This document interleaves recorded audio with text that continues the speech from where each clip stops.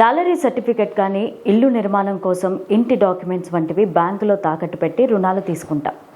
ఆధార్ కార్డుతో కూడా బ్యాంకులు అప్పులు ఇస్తాయి. ఈ విషయం మీకు తెలుసా? అసలు ఈ పథకం గురించి ఇప్పుడు తెలుసుకుందాం. ప్రధానమంత్రి స్వనిధి యోజన పథకం కింద ఆధార్ కార్డు ఉంటే చాలు 50,000 అప్పు బ్యాంకులు ఇస్తాయి. 2020లో కేంద్ర ప్రభుత్వం ఈ స్కీమ్ను ప్రారంభించింది. కరోనా తర్వాత చిన్న వ్యాపారులను ఆదుకునేందుకు దీన్ని ప్రారంభించారు. ఎలాంటి గ్యారంటీ లేకుండానే ఈ అప్పును తీసుకోవచ్చు. ఈ పథకం కింద ఆన్లైన్లో వెబ్సైట్లో దరఖాస్తు చేసుకోవచ్చు, లేదా ఏదైనా జాతీయ బ్యాంకులో దరఖాస్తు చేసుకోవచ్చు.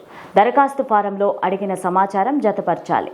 ఆధార్ కార్డు జిరాక్స్ కాపీని కూడా ఇవ్వాలి. మీరు చేస్తున్న వ్యాపారానికి సంబంధించిన సమాచారం కూడా పొందుపరచాలి. ఈ పథకం కింద తొలుత 10,000 చెల్లిస్తారు. వీటిని సకాలంలో చెల్లిస్తే 20,000 అందిస్తారు. ఇది కూడా బ్యాంకుకు చెల్లిస్తే 50,000 రుణం తీసుకోవచ్చు. ఏడాదిలోపు ఈ రుణాన్ని తిరిగి చెల్లించాలి. ఆయా బ్యాంకులు నామమాత్రంగా వడ్డీని వసూలు చేస్తాయి.